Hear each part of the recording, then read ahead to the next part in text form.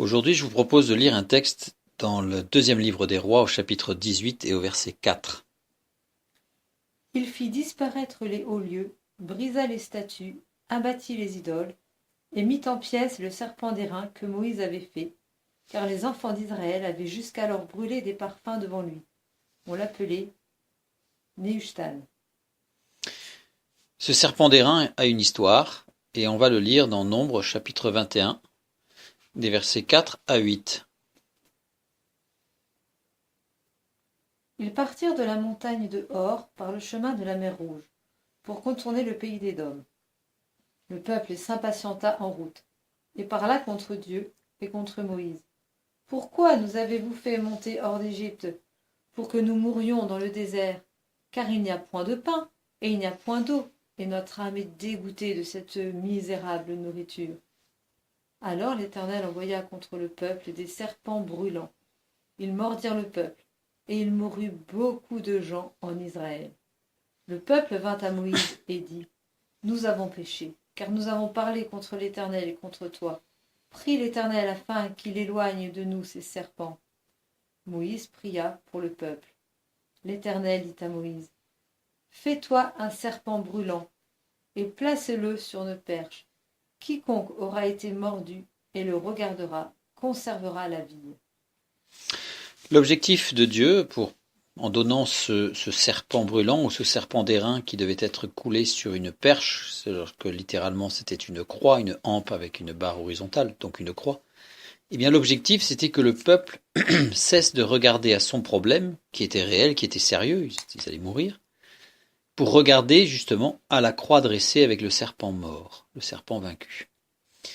Donc ça c'était l'objectif, le but de Dieu. Le serpent d'airain a réellement été un instrument divin pour la guérison à un moment donné, c'est clair. La parole de Dieu nous le dit et c'était efficace. Lorsque son temps a été achevé, la puissance qui était sur lui l'a quitté. Ce qui n'a pas empêché le peuple de lui offrir des parfums durant des siècles, puisque là nous sommes au temps d'Ézéchias, donc des siècles plus tard. Offrir des parfums, ça veut dire comme une idole que l'on prie. Et pourquoi il continuait à offrir des parfums à ce serpent d'airain? Car il pensait que Dieu avait laissé en lui l'onction de guérison. Le texte de Nombre 21, 4 à 8 nous renvoie vers un autre texte, puisqu'il nous est dit que l'Éternel envoya contre le peuple des serpents.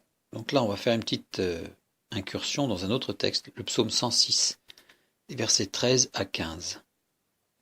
Mais ils oublièrent bientôt ses œuvres. Ils n'attendirent pas l'exécution de ses desseins.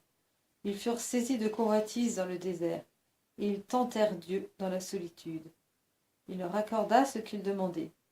Puis il envoya le dépérissement dans leur corps. Une fois de plus, on a Dieu qui envoie une malédiction ou quelque chose de terrible. Les deux verbes sont les mêmes dans le texte de Nombre 21 et du psaume 106. L'Éternel envoya. Non seulement ce sont les mêmes, mais en plus ils sont conjugués, ils ont la même conjugaison. Donc ce verbe c'est shalach, conjugué à l'imparfait. Littéralement, si je devais traduire, c'est l'Éternel laissa aller contre le peuple des serpents. Et dans le psaume 106, l'Éternel laissa aller le dépérissement dans leur corps. En fait, le peuple qui râle, le peuple qui se rebelle, eh bien, ne s'était pas rendu compte ou avait oublié que jusque-là, Dieu avait empêché les serpents de venir au camp. En réalité, Dieu ne les a pas envoyés. C'est que pendant des jours, pendant des semaines, pendant des mois, Dieu les a empêchés de venir. À un moment donné, le peuple râle. Le peuple se positionne contre Dieu et Dieu laisse aller les serpents. Totalement différent. Mais c'est un point important. Et on voit que parfois, il nous arrive des choses difficiles. Et si on réalise bien, c'est qu'en fait, on n'avait pas pris conscience que pendant des années, Dieu nous a protégés. Et le fait de se lever contre Dieu, eh bien, en fait, Dieu nous dit, bon, eh bien, tu t'éloignes de moi, tu sors du champ de protection. Eh bien, Dieu laisse ça aller. Et laisse aller. Donc ce serpent d'airain, ce peuple pensait qu'il était encore revêtu de l'onction de guérison.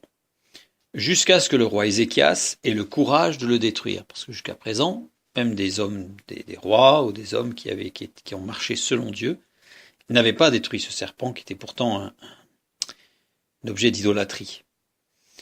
Mais avant de le détruire, il changea son nom. Pourquoi est-ce qu'il changea son nom?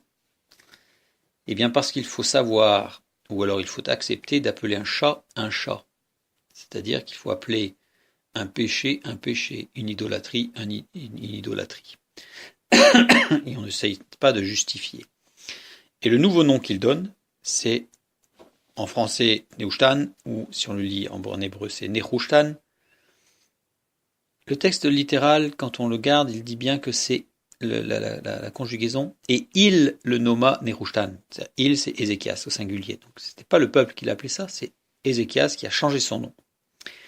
Aujourd'hui, alors la traduction littérale de ce mot, Nehushtan, nous dirions en français courant, je dirais, morceau de ferraille. Il le nomme un morceau de ferraille. En le nommant ainsi, en fait, il montre bien ce qu'il est, c'est-à-dire un morceau de ferraille. C'était là sa véritable réalité, et elle devait être proclamée sans crainte.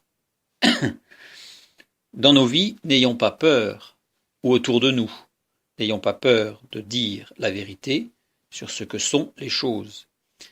Aujourd'hui, on dit que beaucoup de chrétiens oublient certaines fautes, certains péchés dans leur vie. Par exemple, on accepte d'être assez tiède sur certaines choses, de pas être regardant, sous prétexte d'être rempli d'amour fraternel, bien sûr, alors qu'en réalité, il s'agit d'un péché, puisqu'on accepte des choses mauvaises dans nos vies. Nous allons lire Jean 8, 32 à ce sujet. Vous connaîtrez la vérité, et la vérité vous affranchira. Nous connaîtrons la vérité. Pour la connaître, il faut qu'elle soit proclamée. Donc, le fait de connaître la vérité, déjà, nous sommes libres. Un bout de ferraille, c'est un bout de ferraille. Un autre exemple, dans 2 Rois 13, 21, nous avons un homme mort au cours d'une bataille dont on jette à la hâte le corps dans le sépulcre d'Élysée et qui revit au contact des os du prophète. Passage curieux.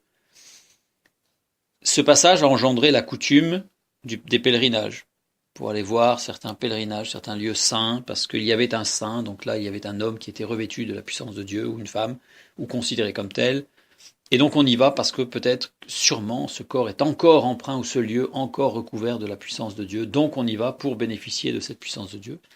Il ne s'agit pas évidemment de la puissance de Dieu, mais bien soit de superstition, soit d'idolâtrie. Vénérer un saint, c'est rendre un culte au saint, c'est la même chose. C'est-à-dire que c'est juste, on dévie le mot, on essaye de ne pas mettre rendre un culte, parce que ce serait un peu fort. Donc on met vénérer, mais c'est la même chose. Je vous propose de lire dans Jérémie 15, 19, pour bien comprendre cet aspect de vérité, être clair. C'est pourquoi, ainsi parle l'Éternel. Si tu te rattaches à moi, je te répondrai, et tu te tiendras devant moi. Si tu sépares ce qui est précieux de ce qui est vil, tu seras comme ma bouche. C'est à eux de revenir à toi, mais ce n'est pas à toi de retourner vers eux. Quelle grâce, devenir comme la bouche de Dieu. Je dirais presque, c'est l'objectif, c'est le souhait de tout chrétien. Mais cela est nécessaire. Avant, il y a une nécessité. Il faut se séparer ce qui est précieux de ce qui est vil et se détacher de ce qui est vil en le nommant tel comme tel. Si c'est vil, point. Trop souvent, l'onction de l'esprit est réduite à une force dont on dispose à son gré, ou on disposerait à son gré, passive, instrumentalisable. Attention, la puissance de Dieu, ou l'onction, n'est pas un moyen, c'est Dieu lui-même. On ne joue pas avec Dieu. Quand on recherche l'onction, on recherche Dieu. On ne recherche pas un moyen de faire des guérisons, ou de faire ceci, ou de faire cela. On recherche Dieu qui agit en nous. Dissocier le Seigneur et l'Esprit, plus amener l'onction au niveau d'une force, cela revient à avoir une conduite qui nous amènera forcément au désordre spirituel dans lequel la dimension spirit, ou alors émotionnelle très forte, occupera toujours davantage d'espace dans nos vies. Ne recherchons pas l'onction de Dieu comme un moyen et ne courons pas après des choses qui ont été des moyens que Dieu a utilisés, mais recherchons Dieu dans nos vies et n'hésitons pas à séparer ce qui est précieux de ce qui est vil. Et quand il s'agit d'un morceau de ferraille, eh bien jetons ce morceau de ferraille pour devenir comme la bouche de Dieu, vivante et expressive. Amen.